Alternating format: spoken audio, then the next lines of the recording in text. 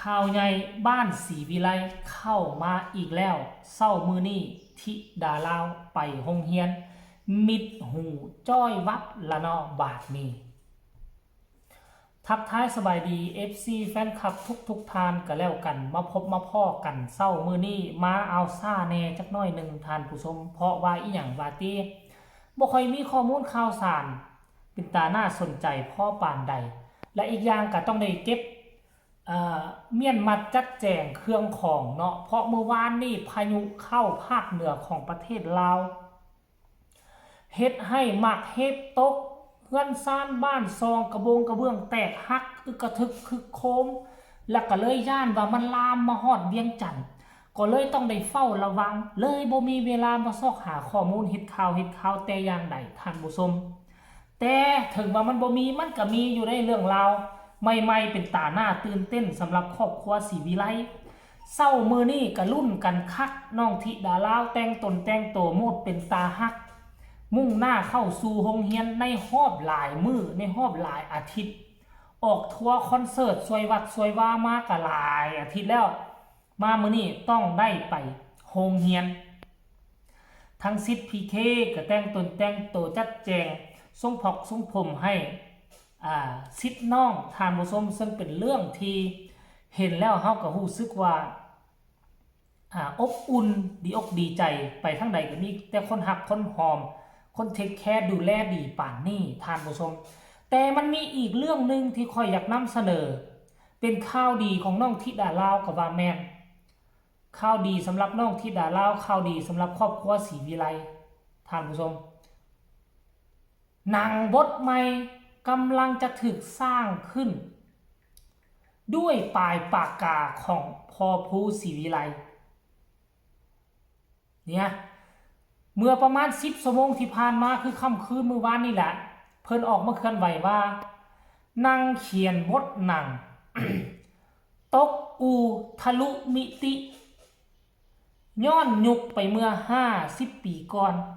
แล้วก็นั่งหัวเราะอยู่คนเดียว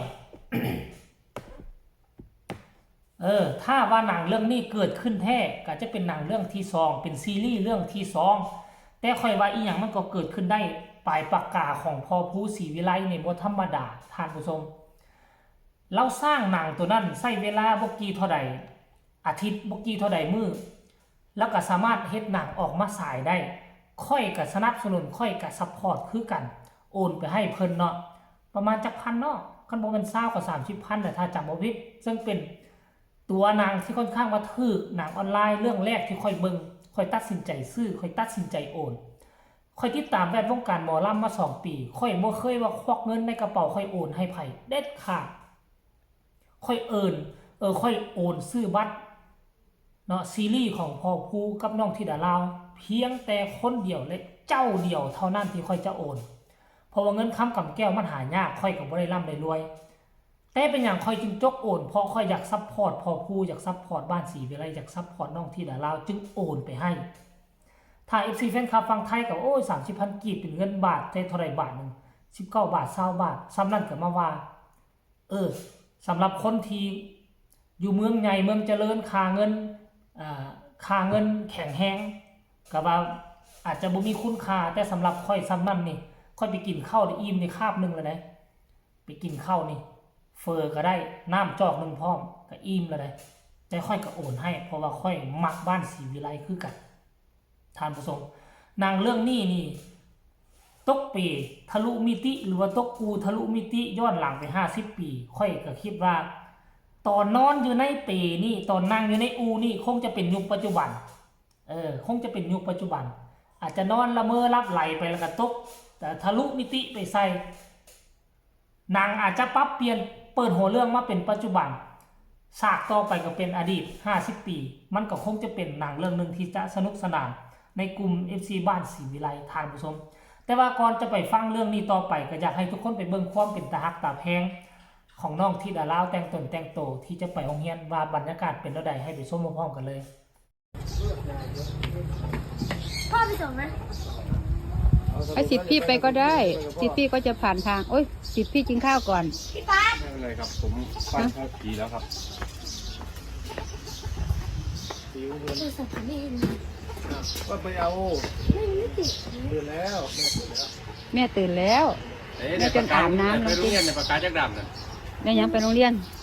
ได้นั่ง อืม เอา เอานะครับว่ากินกับไปก็เอา พอไปอยู่ผู้หายเวลากินหานาที ไปเอาเลยกับเนี่ยเดินไปเอา อันเดี๋ยวแต่บักโดนแล้วเบิ่งผมเห็ดกลางจางอยู่ มากปวดมากเอาปวด ผมมันหวีบ่ได้หนูต้องสาเหลอยานวดใส่น้ หนูใส่อยู่ยังเนี่ย ำอืม แต่หนูไม่อยากใส่เดียว แม่ซื้อฮอดทิศเม่นที่ยังมาให้หนูบ่ค่อยเฮ็ดต้องทำประจำสระวันไหนแล้วก็ต้องนวดต้องอะไรด้วย เบิ่งผมยังขาดการมันรุ่งเพิ่น จอยเอ้ยจอยเอ้ย โอ้เอาไปล้างเอา แต่มันเทียมคักเทียมเนี่ยจอยเอ้ย ไปได้ซื้ออะไร เอาไปเลย เอาไปเลย เอาไปใช้เลย ที่มันจะใช้อยู่นะ พี่มังกรกลับมาก็ตอนเย็น เอาไปใช้เลย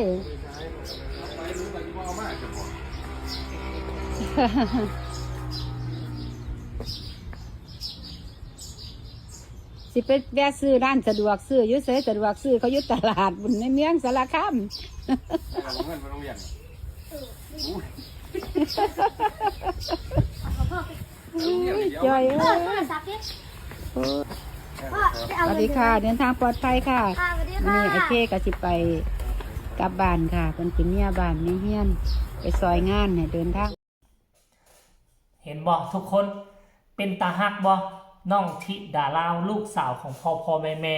ทั้งสองฝากฟังแม่น้ำโขงขั้นพอผู้ออกมาเคลื่อนไหวแบบนี้น่ะใช้เวลาบ่หึงบ่นานใช้เวลาบ่ดนเดี๋ยวพอผู้ก็ออกมาเนาะตั้งกล้องถ่ายเลย เพิ่นบอกว่าเพิ่นนั่งเขียนมือคืนนี่นั่งเขียนมือคืนนี่อยู่บ่เกินอีก 2-3 มื้อนี่เพออาจจะจัดตั้งปฏิบัติถ่ายทำก็เป็นไปได้ใครอยากรู้ความคืบหน้าของหนังเรื่องนี้ว่ามือใดจะลงมือถ่ายว่ามือใดจะได้สายให้กดไลค์กดแชร์ช่องของเจโบลาเอาไว้ใครอยากฝากคำคิดคำเห็นอยากฝากกำลังแห่งใจให้ครอบครัวศรีวิไลโดยเฉพาะให้พ่อผู้กับน้องธิดาลาวจะส่งข่าวมาได้ทางใต้คอมเมนต์ก็แล้วกันสำหรับคลิปนี้บ่เว้าหลายใหญ่ห่างเนาะจบคลิปนี้จะฮี้ไปเมียนมาจัดแจงเครื่องของเพราะว่า9 โมงปลายแล้วที่ฮอด10 โมงแล้วยังบ่เห็นแสงตะเว้นขึ้นป่านนี้นั่นหมายความว่าโอกาสพายุจะเข้าฮอดเวียงจันทน์มันก็มีสูงในมื้อนี้สำหรับคลิปนี้ลาท่านผู้ชมไปก่อนสบายดี